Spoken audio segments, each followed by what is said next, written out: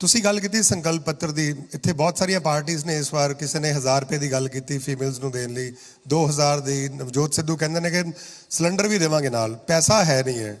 ਤੁਹਾਨੂੰ ਲੱਗਦਾ ਕਿ ਇਹਨੂੰ ਜਿਹੜੇ ਮੈਨੀਫੈਸਟੋ ਹੈ ਇਹਨੂੰ ਲੀਗਲ ਡਾਕੂਮੈਂਟ ਬਣਾਉਣਾ ਚਾਹੀਦਾ? ਔਰ ਇਹ ਕਿਉਂਕਿ ਪਿਛਲੀ ਵਾਰ ਕੈਪਟਨ ਸਾਹਿਬ ਨੇ ਬੜੇ ਬੜੇ ਵੱਡੇ ਵਾਅਦੇ ਕੀਤੇ ਸੀ, ਕਰਜ਼ੇ ਮਾਫ ਕਰਾਂਗੇ, ਘਰ ਘਰ ਨੌਕਰੀ ਦੇਵਾਂਗੇ, ਮਿਲਿਆ ਕੁਝ ਵੀ ਨਹੀਂ। ਤੁਸੀਂ ਬਹੁਤ ਸੋਹਣੀ ਗੱਲ ਕਰ ਰਹੇ ਹੋ।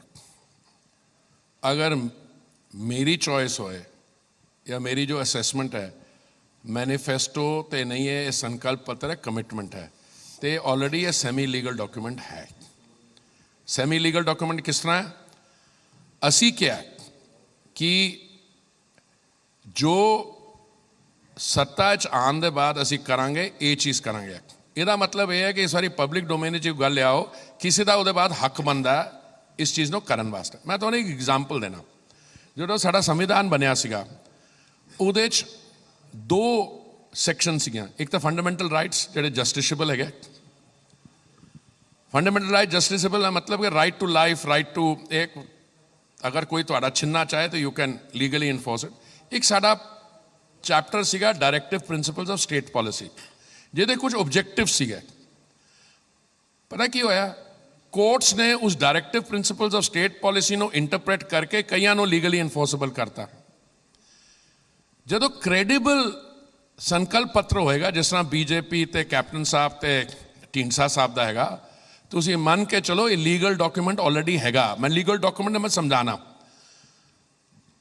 ਅਗਰ ਕੱਲ ਉਦੋਂ ਮੈਨੂੰ ਵਿਸ਼ਵਾਸ ਹੋਏਗਾ ਸਾਡੀ ਸਰਕਾਰ ਬਣਦੀ ਹੈ along with captain Sahib and Dhindsa ਸਾਹਿਬ, ਤੇ ਕੋਈ ਵਿਅਕਤੀ ਜਿਹਨੂੰ ਲੱਗਿਆ ਜਿਸ ਤਰ੍ਹਾਂ ਮਹਿਲਾओं के लिए 35% ਰਿਜ਼ਰਵੇਸ਼ਨ,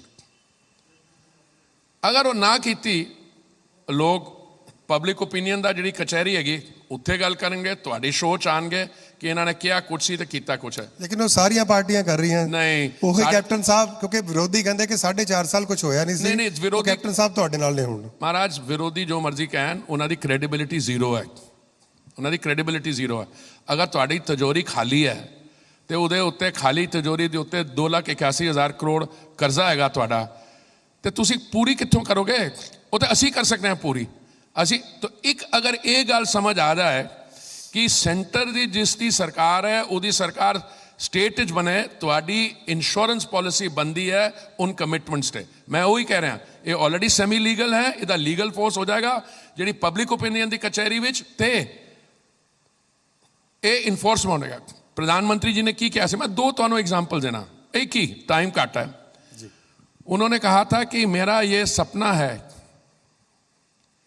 कि 2022 मार्च तक हर एक भारतीय नागरिक के सर के ऊपर एक पक्की छत होनी चाहिए, एक पक्का आवास जिसमें शौचालय, जिसमें किचन, जिसमें सिलेंडर होना चाहिए।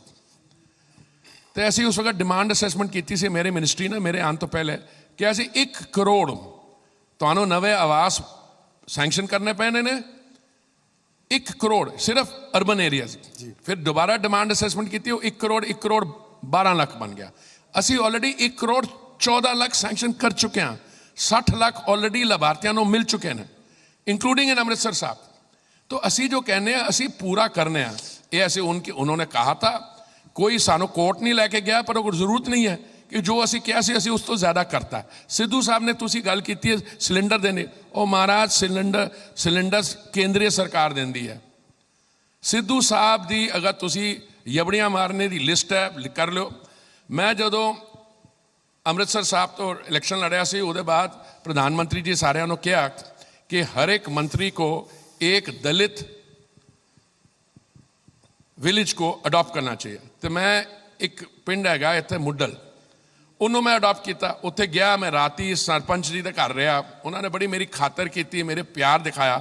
मैं कॉरपोरेट सोशल रिस्पोंसिबिलिटी तो उत्थे पक्कियां सड़कां बनवातियां, मैं उत्थे LED दी लाइट्स लगातियां।